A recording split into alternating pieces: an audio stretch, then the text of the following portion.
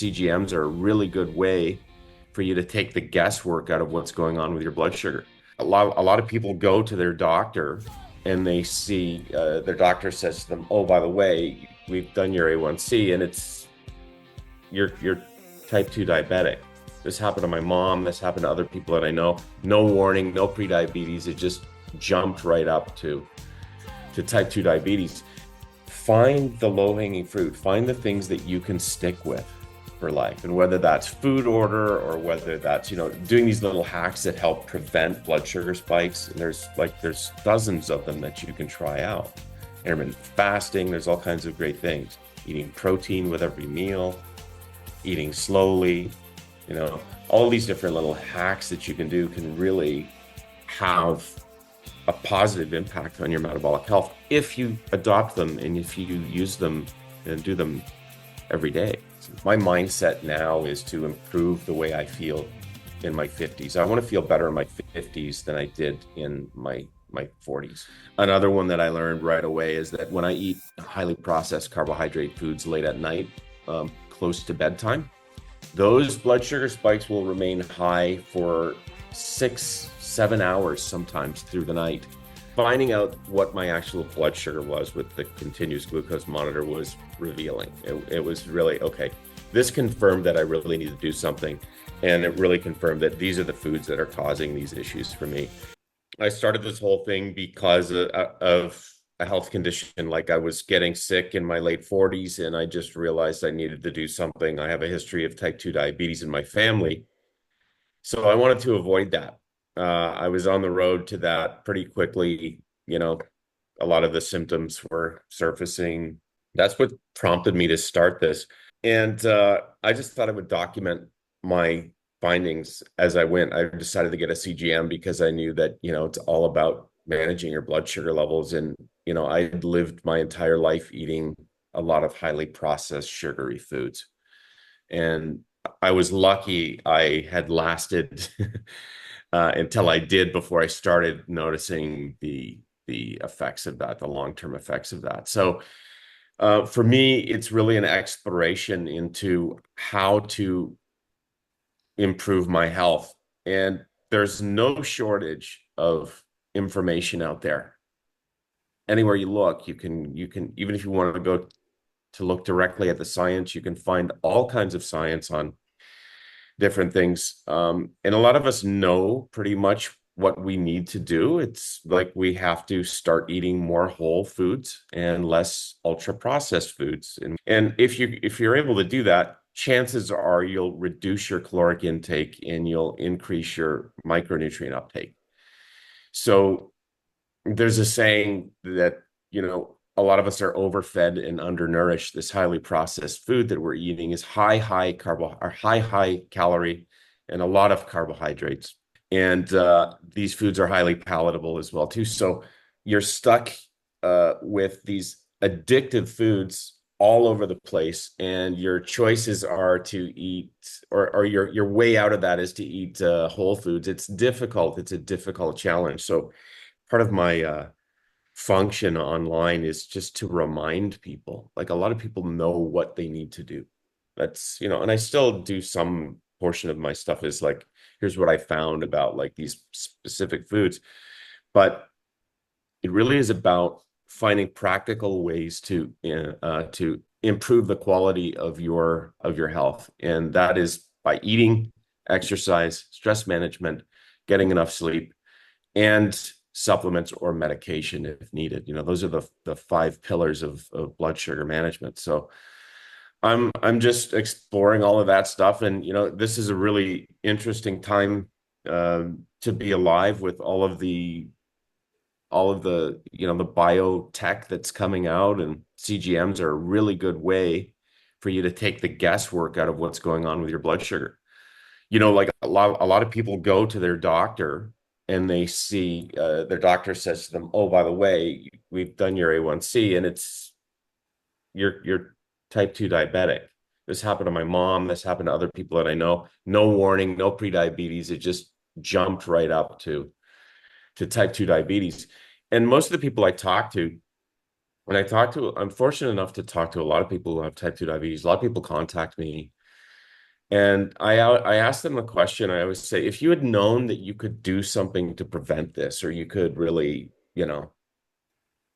have minimized your chances to get this, would you have done it? And they said, yeah, absolutely. But most people are going by what they feel is normal. This is a normal environment. This is everybody's drinking Coca-Cola, everybody's eating French fries and hamburgers every day. And why can't I? It's like, 80% of the grocery store is packed with highly processed food. It's normal to eat this way, but it's not normal for our body. And this is what the problem is. So yeah, I mean, what I'm doing here is I'm experimenting on myself, and I'm realizing that it's not a one size fits all world. Like all these studies say, okay, yeah, you should be eating this way or that way. Um, I find that first off, if you can't stick with that, there's there's no there's no benefit to it. If you can't stick with something, there's absolutely no benefit to it. So what I'm trying to do for myself, and what I encourage other people to do, is to find the low-hanging fruit, find the things that you can stick with for life. And whether that's food order, or whether that's, doing these little hacks that help prevent blood sugar spikes. And there's dozens of them that you can try out. Intermittent fasting, there's all kinds of great things. Eating protein with every meal, eating slowly, all these different little hacks that you can do can really have a positive impact on your metabolic health if you adopt them and if you use them and do them every day. It's like brushing your teeth. You can't brush your teeth once and expect your teeth to be good forever. You've got to adopt these. So my function with my channels is to remind people about this, of what you're putting in your mouth has an effect on you. And that's really, I think, what makes it successful. Is people just need that reminder. My content is always short form. I always do like under a minute and a half. So, What you I know, think is remarkable is that you mentioned most people do certain things. You were unlike most people in that back whenever you first decided to make this change, you were being proactive about your health. You said there was a history of diabetes in the family and that you had been feeling symptoms and listless and tired. Was there one moment in time that was an epiphany moment for you where you thought, right, I need to do something going forward here? well, I mean, not really, there wasn't one real moment, but year after year, I was noticing my energy levels were diminishing year after year. Just getting tired, especially after eating, difficulty concentrating, a lot of different issues with my energy levels. Skin issues here and there, some neuropathy in the feet, swelling in the ankles and the feet from sitting too long. And, did I was looking it up online, and you can see these are signs of insulin resistance. And I said, well, I'm like, I'm on my way to, and being overweight, a little bit overweight. I had like, I've been 25 pounds heavier than I am now. So I always knew that I was kind of that I was kind of flirting with it, and I shouldn't be eating this junky food and this highly processed sugary food. I love baked goods and stuff like that, and I was able to diet on and off and on and off here and there, but I would always go back to it, and then I would always end up like binging on these junk foods. And I realized, I've got to do something about this, because these warning signs are getting worse year after year. So it wasn't an epiphany moment. It was more of a nagging reminder that my my metabolic health was on a downhill slide. And when you get to the point where it starts to affect your life, you really have a choice to make. And if you don't make that choice, you can really damage your body, and that can really affect the quality of your life. And I did not want that to happen. My mindset now is to improve the way I feel in my 50s. I want to feel better in my 50s than I did in my 40s. And I've How, already been able to do that. how quickly did you see a change in your general health once you adopted using a continuous glucose monitor? Well, it was helpful in a sense that it really took the guesswork out of it. So I realized all of these foods that I was eating, the real impact that it was having. I thought, okay, it might be going up a little bit, but some of these foods I was eating was really spiking a lot. That was an eye opener. Another one that I learned right away is that when I eat highly processed carbohydrate foods late at night, close to bedtime, those blood sugar spikes will remain high for 6, 7 hours sometimes through the night because I'm inactive. Your body's in a rested state and it doesn't have the opportunity to. It's not as efficient at clearing that glucose from the bloodstream as it would be if you're up and moving around. So I learned that very quickly. And right away, when I found that out, I said, okay, I'm going to stop eating, like having pizza late at night and then going to bed. That's not a good thing, stuff like that. So I learned that right away, but it really became about finding the habits that I could stick with. And, that still was a process. So finding out what my actual blood sugar was with the continuous glucose monitor was revealing. It was really, okay, this confirmed that I really need to do something. And it really confirmed that these are the foods that are causing these issues for me. Now, what can I do to replace these bad habits with good habits? Because if you just take them out and you leave a vacuum there, if okay, I'm not going to eat these foods, you're going to get sucked back into it, or I was anyway. I can't speak for everybody, but this is common for a lot of people. They stop eating their favorite foods and then they drift back into this and end up eating them again. It's like a yo-yo diet. So I started experimenting with, okay, what are these different things that I can do? Eating proteins and fiber with every meal. I find that if I eat 30 to 40 grams of fiber with every meal, that really helps, especially for the first meal of the day. So if I have eggs with a salad and some other fiber, that really sets me up for the rest of the day. So I won't be craving any junk food for the day. So it's setting up your biochemistry to win for the rest of the day. And on the opposite side of that, if you've seen my channel, so I do test things that spike my sugar. And all of those tests that I do after a 16-hour fast. Just because the food that you like, if I have eaten something 4 hours before a test, that food that I ate prior will have an impact on the blood sugar spike. So I want to start from a clear slate every time. So I do it after a 16-hour fast. And when I do a 16-hour fast and I break that fast with a high carbohydrate food like donuts or sugary treats or something like that, you get the big spike and the crash comes back down. Whenever I do that, I'm craving sugar for the rest of the day.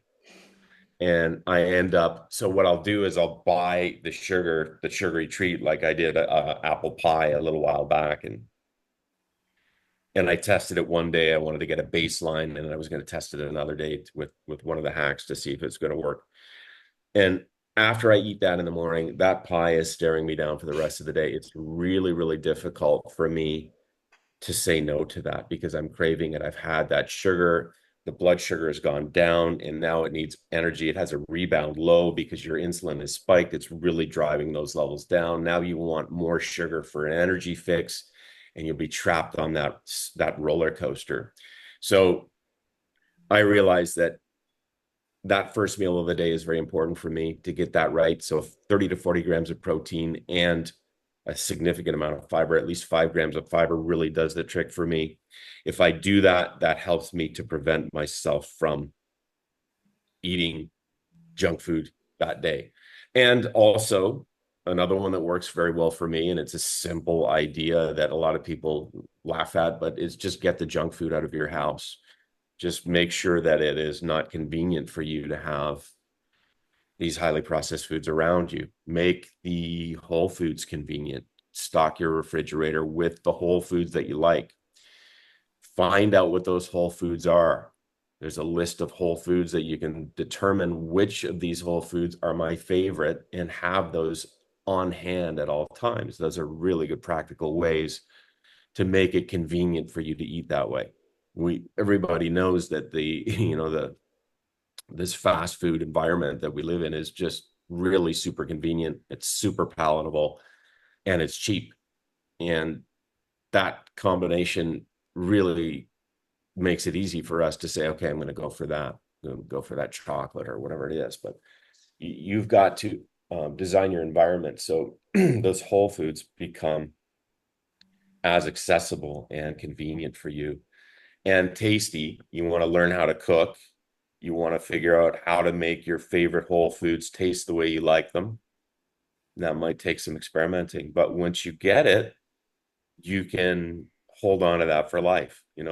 The idea of saying, okay, I know I need to eat broccoli and chicken breasts uh, because that's what the science says or wherever they've heard that. And if you don't like that, that's not the route for you, because you're gonna force yourself to do that. It's not the way you need to go.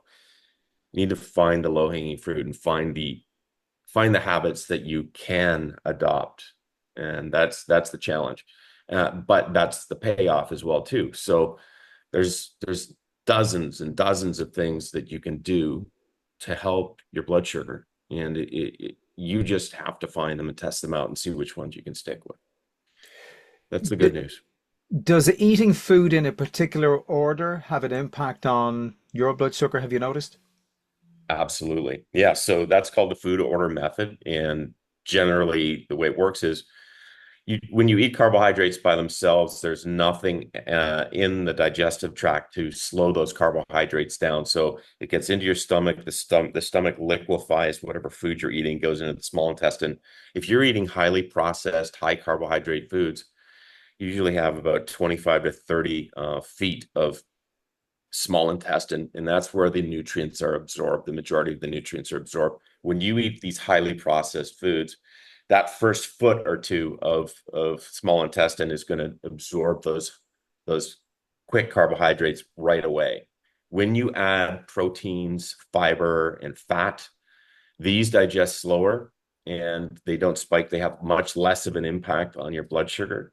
So when you're mixing your food with those, it obviously slows down the absorption or the digestion of those carbohydrates that go into the small intestine right away. So the fiber coats that small intestine, the protein slows it down as well too. And in theory, it makes sense, but it really actually works as well too. I've got plenty of tests on my page about it, where I ate the exact same meal with the carbohydrates first, and I got a pretty big spike. Then I ate the proteins, fibers, and fats first and followed the carbohydrates. It really slows it down. And this is traditionally how we eat a meal. We eat a salad first. There's your fiber. Then you have your entree or your main course, which usually includes some meat, and then you would have your dessert last. That is, the right way to eat your food. But you can go further with it by looking at the starches on your main dish, like potatoes or corn or rice or something like that. Those are starchy vegetables, so you want to eat those last as well too. So the vegetables that you choose should be high fiber, low starch vegetables. Above ground vegetables are your best choice for that. Sorry, just want to get your feedback on juices because juice bars, certainly in this part of the world, have become very popular in recent years. Juices as opposed to whole fruit. Could you talk to me about your Yeah. experience of consuming both of these? Yeah, I mean, I used to juice. I had a vegetable juicer. I used to juice fruits and vegetables a lot. So we do know that if you have high carbohydrate loads, if you take a lot of carbohydrates, that will spike your sugar as well too. So having fruit juices like orange juice and stuff like that, there are studies that say that having a certain amount of orange juice a day can actually help your metabolic health. But what I tend to do is they do spike blood sugar in the short term. So I tend not to drink fruit juices like that. And if I do, I'll have just a very small amount. But I think it's really important to remember, there is that a lot of people will say right away, yeah, stop drinking fruit juice. It spikes your blood sugar just like soda does. And it's true, it does that. But there are added benefits to fruit juices. There are micronutrients in the fruit juices as well that can be good for your body. But moderation is the key to that. And that's like anything. The problem with the highly processed foods like sodas and stuff like that is you can drink a very small amount of that soda and it is very, very high in calories. There are studies that suggest that it's really not the macronutrients that are at fault here. It's the quantity of these foods that you're eating. We're over consuming carbohydrate or just calories in general. And when you bring that down, when you bring your calorie load down, you can actually have a positive effect, no matter what those macronutrients are. There are people that have done tests with like eating only Twinkies or junk foods, but they've restricted the caloric intake. So I'm not saying that that's what you want to do because there are benefits to the whole foods. They're micronutrient rich. They've got a lot of vitamins and minerals, fiber. These are all good for your body. And the highly processed foods are usually stripped of all of those things. So is it that the fruit juice is as bad as the other things? Possibly. And it will spike your blood sugar. But given a choice between having a glass of orange juice and a glass of Coca-Cola, I think the orange juice is probably a better bet. It will still spike your blood sugar. But again, it's about quantity and how you manage and balance your macronutrients. Ultimately, about controlling your appetite. And when you eat highly processed, high carbohydrate foods, you tend to overeat calories and they don't satiate you as well as whole foods with protein, fiber, and fat. Those are more satiating typically. You're much more likely to not overconsume calories for the day. So protein is a real key for that. Fiber is a real key for that. That's what I'm learning, and this is what I've been able to implement in my life is, okay, it's not just about the type of food that I'm eating. It's about really controlling my appetite. And these types of foods, these highly processed foods, are really problematic with regard to overeating. And it's because they're super tasty. They're just great. Like the Dorito effect, you know that. You can't have one of those. You can't have one, like, you just want more cookies. So finding a way to control your own appetite is the key. And having protein and fiber with every meal can really, really help with that, like noticeably. And I've been a junk food binge eater my entire life. And when, like I said earlier, if I'm able to get my macros right and eat in the correct food order, it can really, really hold that back. It can really take those cravings away, which is what I'm looking for. That's the key for me. It's overconsumption, overeating this highly palatable food Are you always wearing a continuous glucose monitor? constantly. Yeah, And always. could you just explain to people then how you sync that then with your phone and the data that you get from that, and why this is a better method than the traditional finger prick method, which people would have used in the past?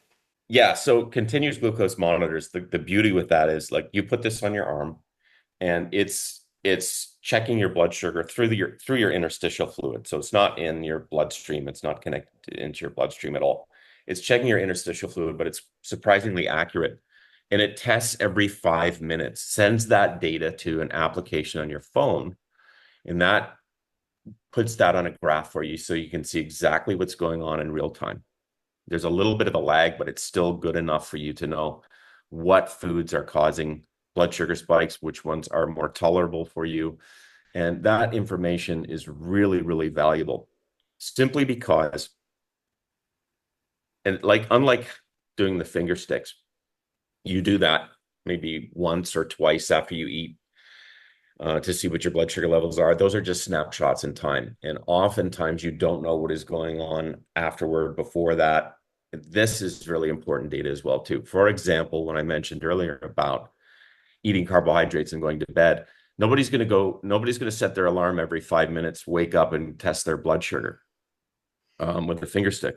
But with a CGM, with a continuous glucose monitor, that's exactly what it's doing. It's testing your blood sugar every 5 minutes. So when you wake up in the morning, you will see exactly what your blood sugar was doing through the night. So this data, this real-time data is in this, it's continuous data. It's that frequency of testing that really gives you an advantage as opposed to like doing a finger stick once, twice, three times a day. You're just not getting enough of the data to really fully understand. Yeah, you can get some good information by doing your blood testing your blood out 2 hours after you eat, but there is a lot more going on. Continuous glucose monitor can tell you um, how how a lack of sleep and stress is affecting your blood sugar. Um, and you'll see that when you exercise and when you don't get enough sleep. Often my fasting blood sugar is higher if I have a poor night's sleep or if I'm stressed out. So that continuous data is a real advantage. It's taking the guesswork out of all of this stuff for you. So you'll quickly be able to determine what the culprits are and what lifestyle activities and foods are actually okay for you. And you'll be surprised with some of you'll say, wow, I thought this would spike more than this food, but this one I can tolerate pretty well. And, we're all different, and we're beginning to realize that, this is not a one size fits all kind of healthcare. We need to really see how we are responding individually. When a doctor puts a patient on medication, not everybody responds the same way to that medication. These clinical studies that we see, there are certain percentages of people that may do very well on that drug. Then there are certain people, there are percentages that may not have any benefits. Then there are a certain percent of people that have negative side effects. So, you know, this is the same with anything that we put in our bodies. Some people are allergic to milk, or some people have celiac. They can't handle, you know, um, wheat, gluten. Excuse me. So we need to consider our own unique fingerprint with regard to what's good for us and what's not. And a CGM really can help you determine what those foods are with regard to your blood sugar.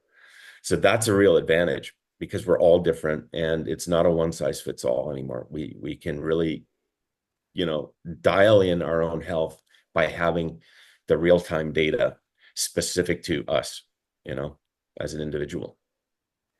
You started tracking and monitoring and recording your progress on your insulin resistance journey, I should say, several years ago. You now have a huge following on several different platforms. Has that changed your life? And how do you respond to people who come to you when they're looking for advice, or when they're congratulating on you on the job that you're doing when it comes to educating people? Yeah, I feel really, honored and blessed that, it has been so well received. And, my motto, or my whole reason for doing this, like I said, was to improve my own health. And I thought I would just record this and kind of document this along the way. And I'm just curious and I want to know what's working. And I have a very practical approach. I'm forced to look at this as a layman because I am not a professional in the field of healthcare. But when I look at that field, I see a lot of contradiction. I see a lot of different approaches. Um, some have science behind them, some have anecdotal evidence behind them. Some people do really well on some and others don't. But when I look at that, I realize that this is really about finding the stuff that works for you specifically and being able to stick with it. So that's what my journey is. And when people come to me and they say, how do I do this? I say, you have to investigate what works for you and what you can stick with. So I put together a habit guide, called it Habits for Life. And it's got over 30 different habits that you can try out to see if they resonate with you, see if they work for you, and most importantly, to see if you can stick with them. And out of these 36 different habits that I've got in the guide, you're bound to be able to find at least a handful of these that will work for you. You're bound to find some that you can say, hey, this isn't as bad as I thought it would be. I can stick with this one. And if you've got 5 of these, you can really alter the trajectory of your health by, because they really are effective. And that's what it's about. It's about experimenting and finding what works for you, and to develop a growth mindset with your health. And a fixed mindset is what a lot of people have with their health. They just think, I'm getting older. This food and this environment that I'm in is normal. And when I get sick, my doctor will fix me, and I'll go in to see my doctor and I'll get a pill for that, and I can just maintain my regular, ordinary life.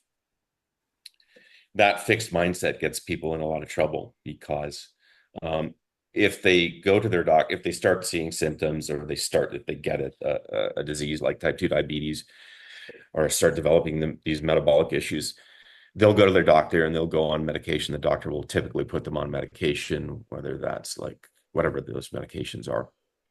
And if they continue their lifestyle as they had in the past, and they don't address what those lifestyle habits that got them there in the first place, the drugs can only do so much to hold that back, and eventually your condition will worsen, and your doctor will have to increase the dosage of that medication, and or once that dosage is maxed out, because you can only have a certain amount of a particular drug, then they start to include more of these drugs, and at the end of it, you have a cocktail of these pharmaceutical drugs that you're taking that aren't really doing much to solve the problem.